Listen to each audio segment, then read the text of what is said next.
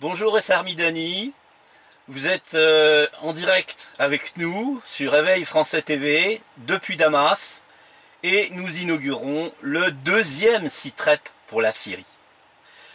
Alors, Bonjour Tom, et merci de m'inviter comme ça pour vous donner des informations ou de la contre-information de temps en temps pour nos amis français. Et je vous salue tous et je salue tous les spectateurs et auditeurs de Éveil Français TV. merci pour eux, merci pour moi, merci pour l'équipe d'Éveil Français TV. Alors voilà. Nous allons commencer par un événement qui s'est produit quelques jours seulement après notre tout premier site rep. Un événement dramatique, hein. Un événement terrible pour l'armée syrienne, puisque concomitamment à une agression du réseau terroriste de Daesh à Deir ez-Zor, la coalition américaine, alors en l'occurrence, sauf erreur, des avions danois, des avions américains, je crois qu'il y avait des avions anglais, il me semble, ont agressé, ont agressé plus d'une centaine de soldats syriens qui étaient dans la poche de Deir ez-Zor, afin de protéger la population de Deir ez-Zor de la férocité des terroristes. Et donc, au moment où l'acte a été commis, 62 soldats syriens en sont morts et plus d'une centaine ont été blessés. Et aujourd'hui, je crois que le bilan s'est alourdi à 90 morts et toujours une centaine de blessés. Voilà, donc, Essar, qu'est-ce que vous pouvez nous en dire aujourd'hui de cet événement? En fait, je crois qu'il faut replacer les choses un petit peu dans leur contexte, hein. Le 9 septembre, on annonce un accord Kerry-Lavrov entre les États-Unis et la Russie, donc un accord qui devait précéder une trêve, hein, sur lequel les deux parties étaient d'accord et qu'il fallait faire appliquer par les deux parties, c'est-à-dire d'un côté toutes les factions terroristes que soutient les États-Unis et leurs alliés, et que sous leurs alliés étant la Turquie, l'Arabie Saoudite, le Qatar et Israël, et puis la Russie qui doit faire pression sur l'armée syrienne et sur la Syrie pour appliquer la trêve.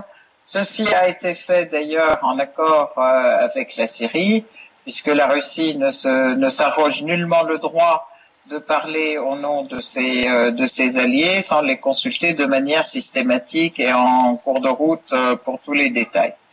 Donc cet accord a été annoncé le 9 et le 9 septembre et la dite trêve a commencé le 12. Alors, je tiens à dire quand même le contexte, c'est que les États-Unis ont insisté beaucoup pour cette trêve, alors que l'armée syrienne avançait de manière notoire sur tous les plans et sur tous les axes dans le territoire syrien, c'est-à-dire du côté d'Alep vers la libération d'Alep, du côté d'Idlib aussi vers la libération d'Idlib, du côté de Deir ez-Zor et Hasakeh, et vers le sud aussi, vers Deraa. Et voilà que exactement le 17 septembre, des avions américains, enfin des avions de la coalition américaine, hein, c'est-à-dire il y avait des Britanniques, il y avait des Allemands, des Danois et puis des Australiens aussi. Oui, exact. Donc qui ont participé, donc qui ont tous bombardé des montagnes, hein, des grandes collines en fait qui surplombent Deir ez-Zor, qui s'appellent les collines de Serdi, et en fait grand bombardement contre les positions syriennes. C'était donc toutes les positions syriennes de l'armée qui luttaient depuis 5 ans contre le terrorisme et qui protégeait la population de Deir ez-Zor de l'avancée terroriste de Daesh qui était donc à leur est. Et bombardement contre les positions syriennes qui a duré 52 minutes, 4 avions de combat qui ont bombardé, qui ont été suivis par des Apaches, c'est-à-dire des hélicoptères avec des mitraillettes en fait, qui ont poursuivi les soldats pour les tuer. Le résultat, c'était un vrai carnage. Hein. Le résultat, 80 morts, effectivement. Au début, c'était 62 et puis maintenant, c'est 80 morts et 100 soldats blessés. Immédiatement, les troupes de Daesh ont avancé juste quelques secondes après ce bombardement. Donc, ce qui prouve bien qu'il y a une connivence et une coordination réelle entre les forces dites antiterroristes de la coalition pro-américaine et Daesh, ISIS et les terroristes en fait qu'ils prétendent combattre. Donc Daesh a pris d'assaut tout de suite ces collines et ont avancé vers la ville de Deir ez-Zor y faisant des dégâts terribles au niveau aussi de la population civile. Heureusement, l'armée syrienne a repris le dessus et qu'aujourd'hui ces collines sont à nouveau dans les mains de l'armée syrienne, en grande partie, je peux dire, mais la preuve est flagrante, en fait, de la coordination entre les forces des États-Unis et les terroristes. Ceci dit, je voudrais quand même pointer et puis mettre en exergue quelques points.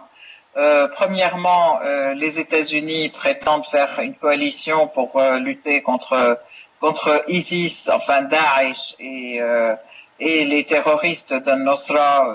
D'un côté, elles bombardent les Syriens. De l'autre côté, les États-Unis s'octroient le droit, sans aucune coordination avec l'État syrien et l'armée syrienne, de bombarder en territoire syrien, ce qui est une violation de la souveraineté de la Syrie en soi.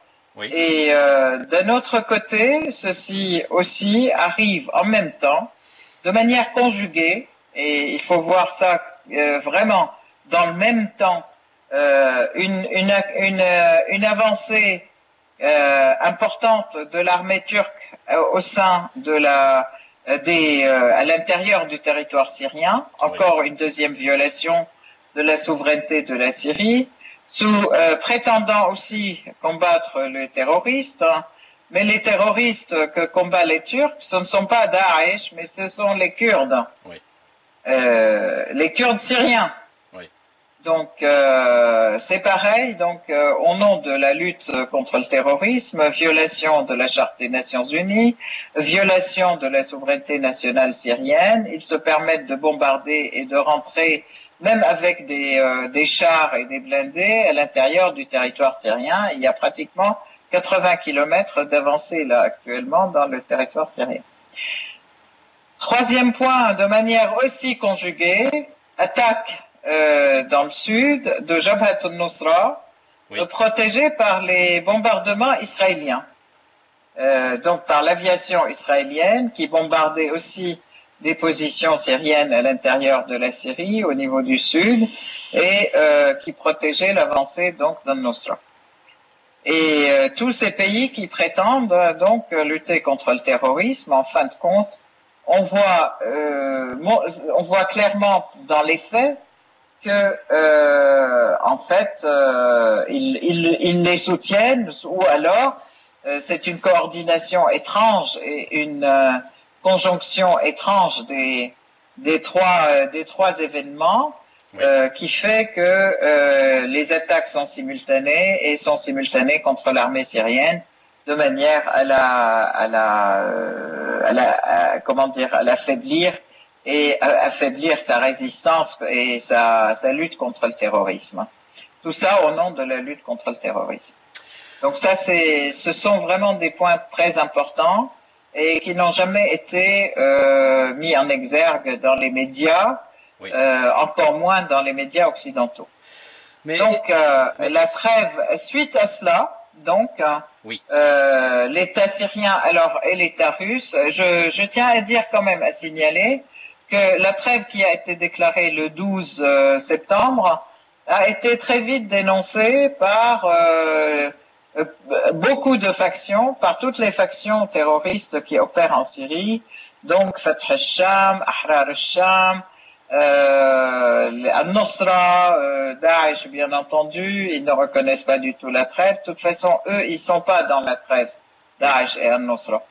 Mais en fait, la seule application a été faite, la seule application de la trêve a été faite et respectée de manière tout à fait unilatérale, donc par l'État syrien et par la Russie, qui en fait, donc ces terroristes qui n'ont pas reconnu la trêve et qui ont dit de toute façon nous continuerons, ont continué à lancer des missiles sur la tête des civils, aussi bien à Alep, à Homs, à Hama, à Idlib, surtout aussi à Kefaria et Foua, qui sont deux villes encerclées depuis 3 ans maintenant, et à chaque fois que ces messieurs veulent embêter le monde, donc ils balancent des missiles sur les civils de ces villes. Et le bilan de cette trêve que je mettrai, de cette trêve sanglante, a été beaucoup plus violent et beaucoup plus fort en morts civils que lorsqu'il n'y avait pas soi-disant de trêve, parce qu'il n'y avait pas de trêve. Donc, au lendemain du bombardement, les deux pays, donc la Syrie, les deux alliés, que sont la Syrie et la Russie, déclarent la fin de cette trêve et qui n'a été respectée que par la Syrie et par la Russie, que par eux, et de manière unilatérale, et pour laquelle ils ont payé il y a eu beaucoup de dégâts et ils ont payé beaucoup de morts et de blessés. Oui. Aussi bien dans l'armée syrienne que parmi les civils syriens, à Alep, à Homs, à Idlib, à Hama, à Deir Zor aussi et à Hasaki. Alors, donc voilà. Et suite à ça, l'armée syrienne donc a repris l'avancée normale pour nettoyer le pays, je peux dire pour nettoyer l'ensemble du pays du terrorisme et reprendre le contrôle sur les territoires syriens, ce qui est le devoir de tout État, de protéger sa population et puis de protéger ses terres. Oui, tout à fait. Alors, et ça, justement, les Occidentaux se préoccupent beaucoup de la population d'Alep. Alors, pas toutes, hein. C'est celle des quartiers est occupés par les terroristes, mais ne se préoccupent absolument pas des deux petits villages dont vous parliez juste un instant, qui sont depuis 3 ans encerclés par les terroristes et qui subissent continuellement des frappes militaires. Mais je voulais peut-être faire une petite parenthèse, parce que vous avez effectivement souligné l'invasion turque au nord de la Syrie, l'invasion israélienne par le sud à travers ce qu'on peut appeler maintenant leurs mercenaires terroristes, hein, parce que je crois que on peut pas appeler ça autre chose, vu que maintenant ils leur donnent des armes, ils les soignent dans les hôpitaux de campagne sur le Golan, ils leur donnent un appui d'artillerie contre l'armée syrienne quand la situation devient difficile pour les terroristes. Et ma très très très grande peur, en réalité, je suis quasi certain que vous allez la partager avec moi, c'est que tout ça, avec évidemment l'agression inqualifiable de la coalition américaine contre les troupes syriennes à Deir ez-Zor la semaine dernière, tout ça en même temps concerne très probablement le risque, qui pour nous est en fait une très très bonne chose évidemment, le risque que Alep finisse enfin par retrouver son unité sous la responsabilité et sous la souveraineté du gouvernement syrien, ce qui, par ce fait-là, signifierait une défaite cuisante, absolument cuisante, pour toute la coalition américaine, qui, comme vous le disiez tout à l'heure, fait semblant de se battre contre Daesh, mais qui en réalité, avec cet événement tragique de Deir ez-Zor, plus d'autres, finalement confirme que les terroristes travaillent dans l'intérêt de Washington et de ses alliés. Tout à fait. Je crois que tous les événements, mais depuis 5 ans, en fait, le montrent, c'est qu'à chaque fois que l'armée syrienne avance de manière glorieuse contre les terroristes, et à chaque fois que les terroristes sont en difficulté, aussi bien les États-Unis et ses alliés, mais tout de suite, ils volent à leur secours en exigeant une trêve, et pendant cette trêve, il y a une reconstitution de leurs forces, une redistribution des organisations, des changements de nom, etc. Mais en même temps, des renforts qui arrivent par la Turquie et par la Jordanie, suivant donc le point où sont situés ces terroristes. Et donc, dernièrement, la trêve qui a précédé celle-là, je tiens quand même à donner cette information, cette trêve qui a précédé celle-là, qui avait lieu en juin 2016, oui. Donc qui a été votée sur laquelle tout le monde s'était mis d'accord en février.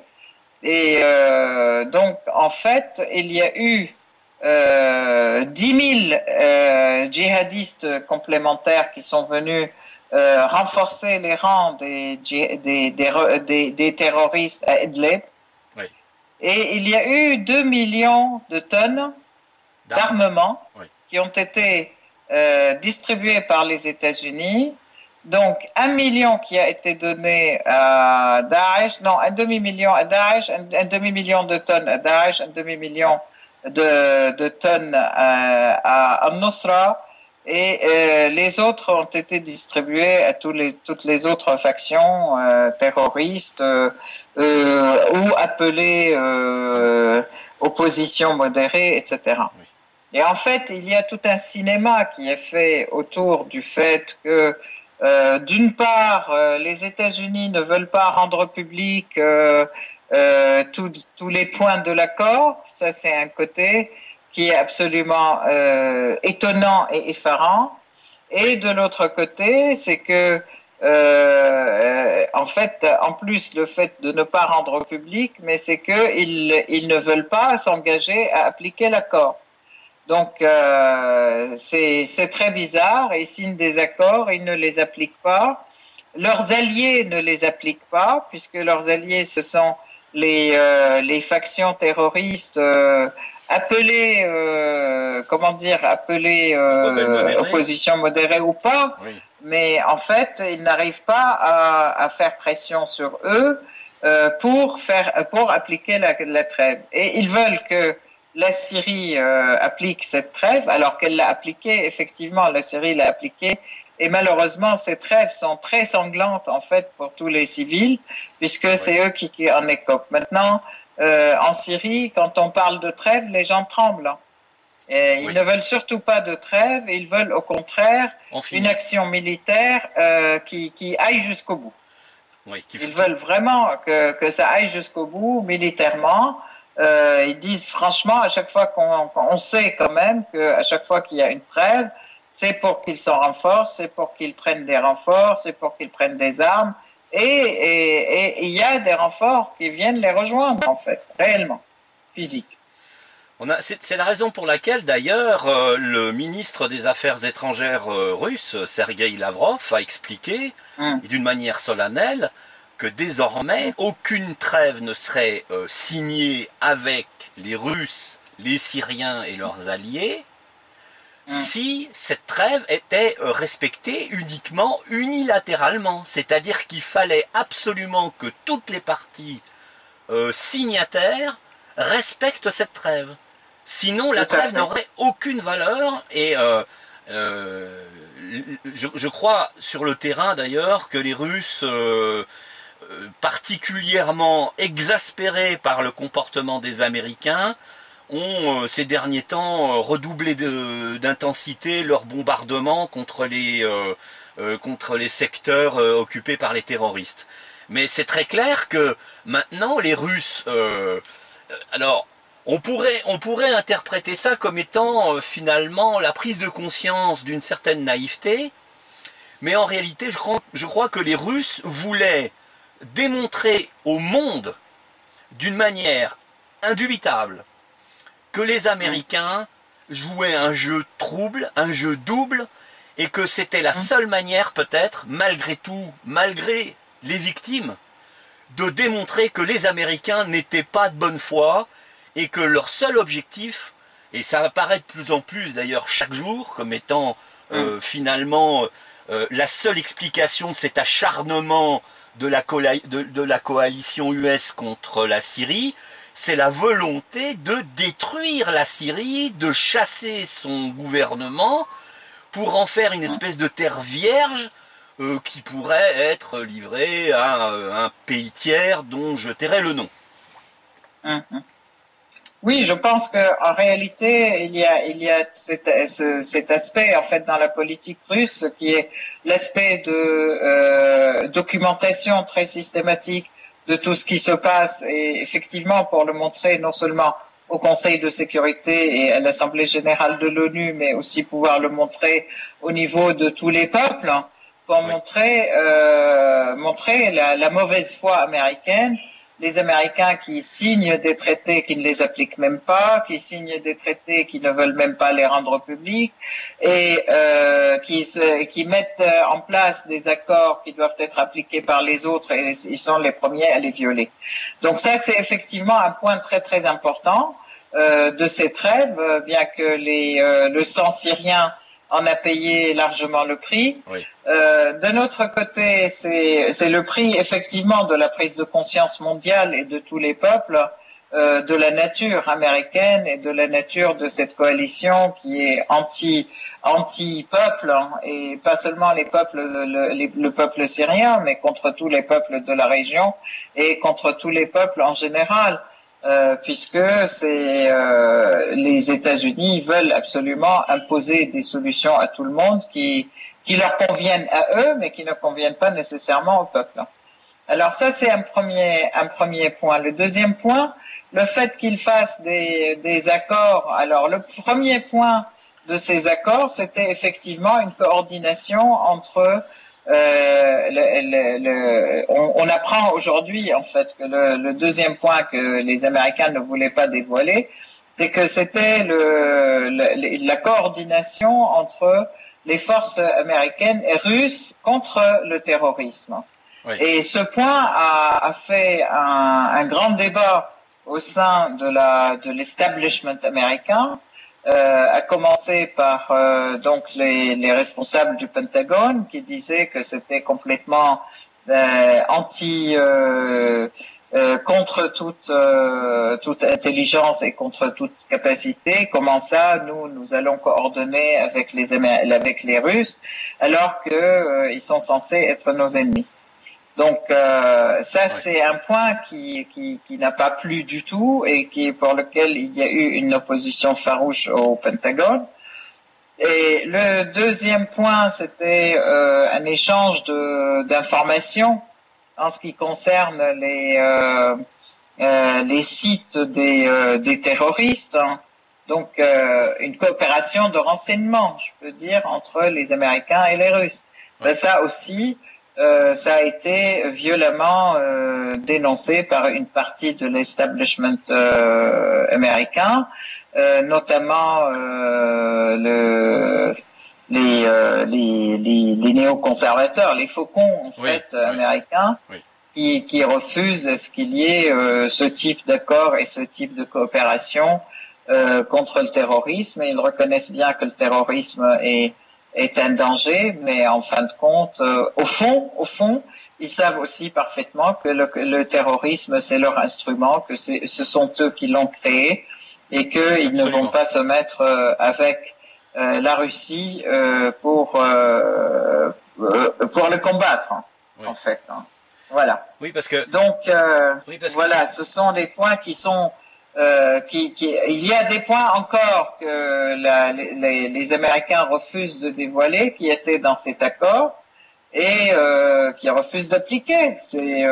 Donc on peut dire que cet accord est dans une phase de mort clinique.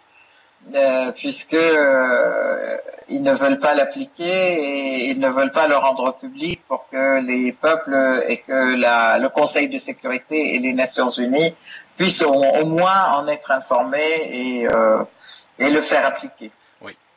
Alors cet accord, en fait, secret, d'accord. Je pense, c'est mon opinion, hein. Vous me direz si vous le partagez.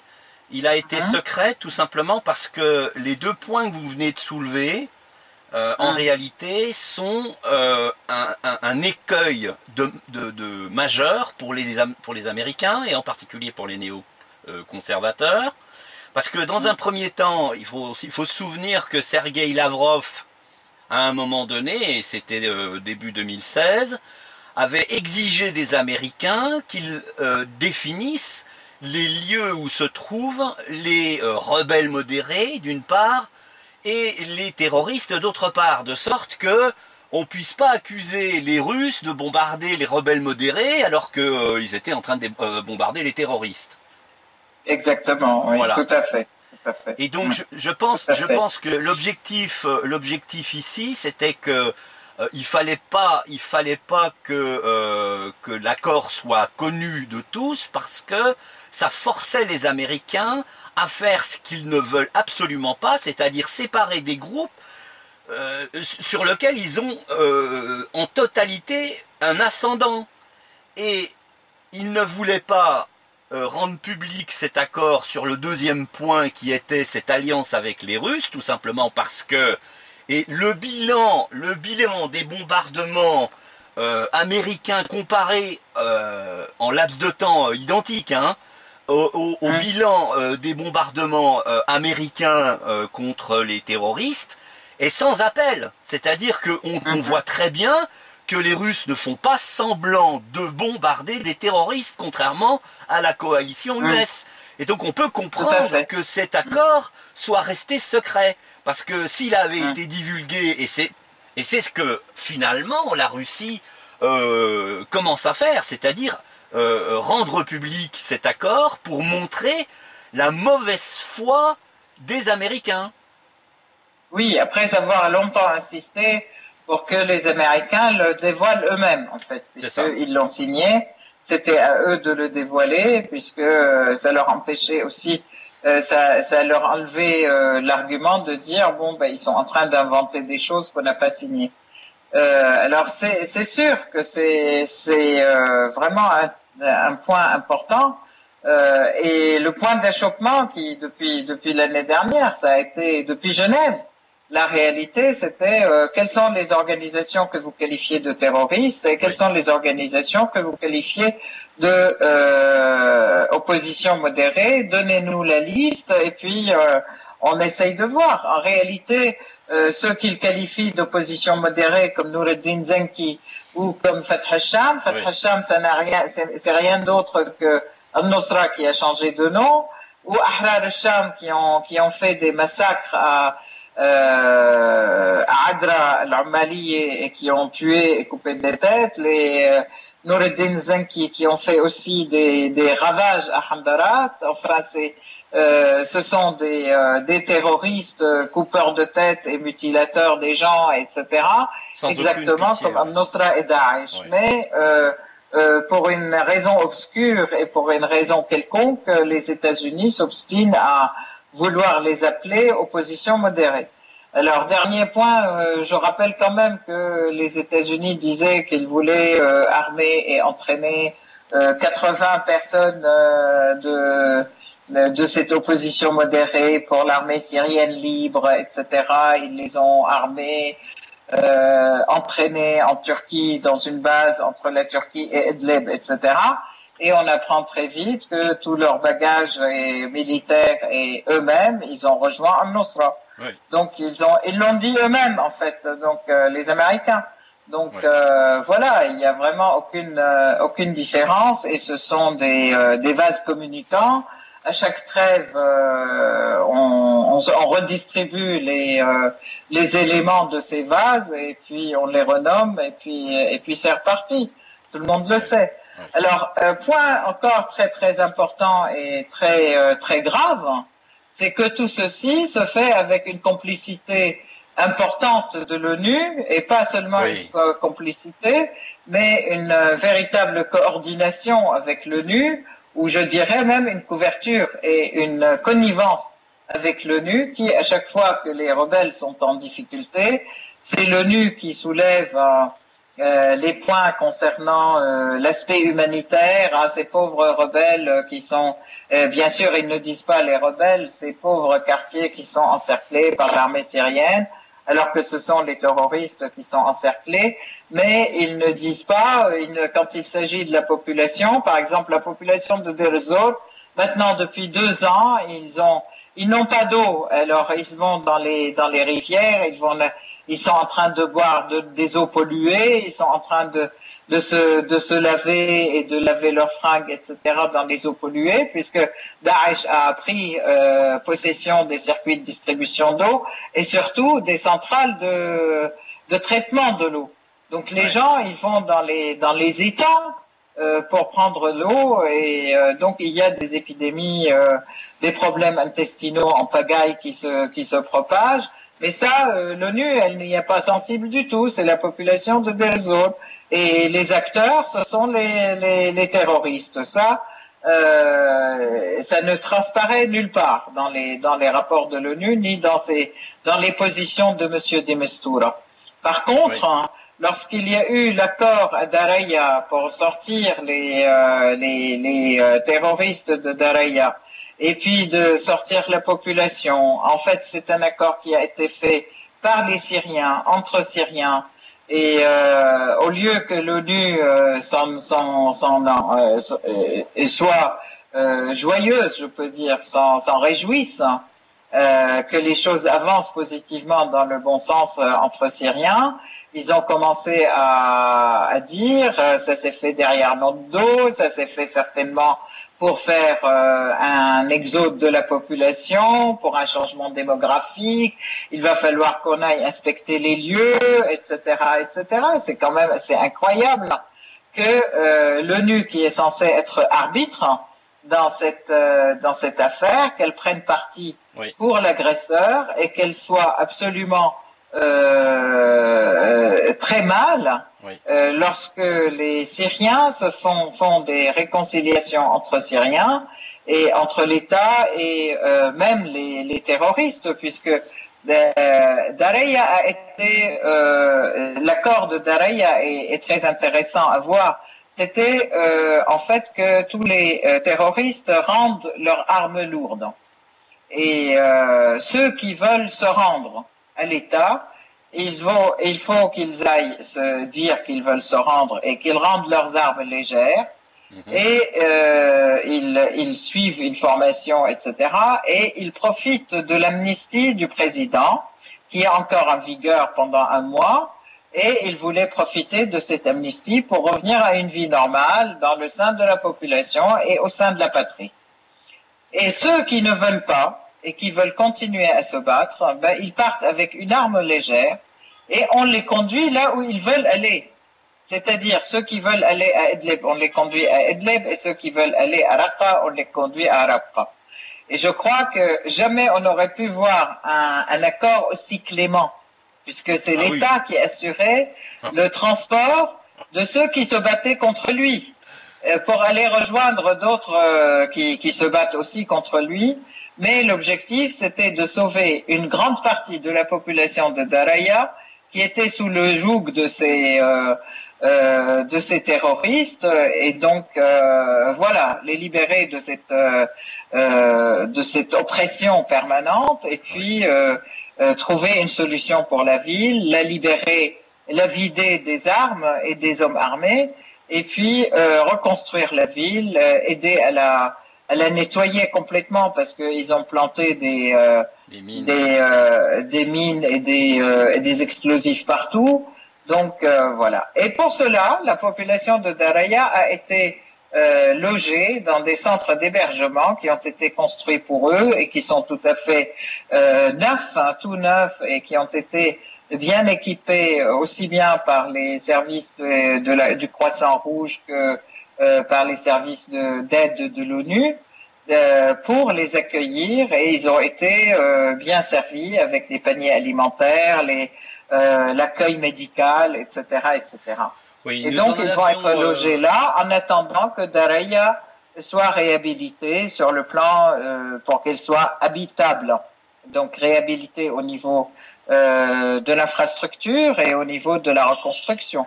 Oui. Voilà, pour que la population puisse y revenir. Absolument. Et ça a été donc, ça a fait tache d'huile avec Ma'adamiyeh, puisque à Ma'adamiyeh, il y avait beaucoup. Daraya et Ma'adamiyeh sont deux villes qui sont l'une à côté de l'autre. Daraya était vraiment le quartier général des terroristes à côté de Damas, oui. Donc dans la banlieue de Damas, et Ma'adamiyeh est juste à côté. Et donc il y avait aussi beaucoup de terroristes de Daraya qui sont allés à vivre à Ma'adamiyeh, et la même chose a été appliquée à Ma'adamiyeh. Donc les hommes armés, si on peut dire, ils sont sortis de Ma'adamiyeh aussi. Certains se sont rendus, d'autres se sont barrés ou ont été reconduits à Idlib ou à Raqqa.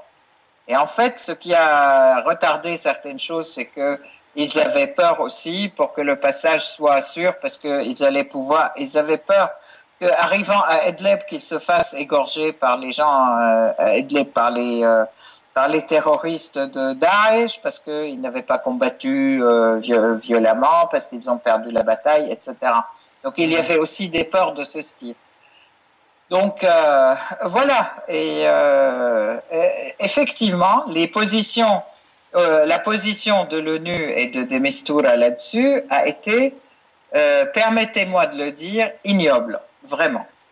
C'est-à-dire, au lieu d'encourager ce type d'initiative, il a été presque hystériquement contre, oui. En disant il faut absolument que ça passe par nous, etc., etc. Alors que les Syriens, quand ils se mettent d'accord entre eux, et ben tout cela, ils sont en colère puisqu'ils sont en train de soutenir non pas la paix, mais ils sont en train de soutenir et de jeter de l'huile sur le feu et faire la guerre.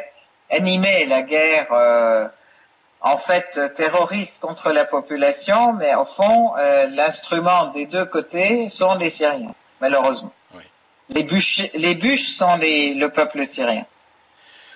Voilà. Vous disiez tout à l'heure à propos de la clémence du gouvernement syrien vis-à-vis de gens qui ont pris quand même les armes contre l'État syrien, qui ont commis des massacres, qui ont été des assassins. Ce sont des assassins, hein.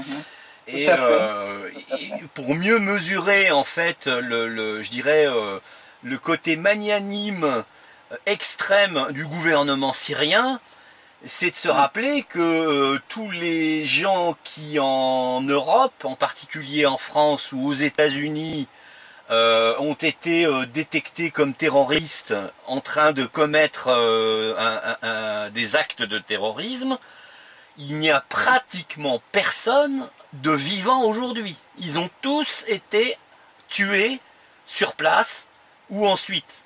Hein, il n'y a pas eu rendez-vous, vos armes lourdes, on vous laisse votre Kalachnikov et on vous laisse repartir pour la Syrie.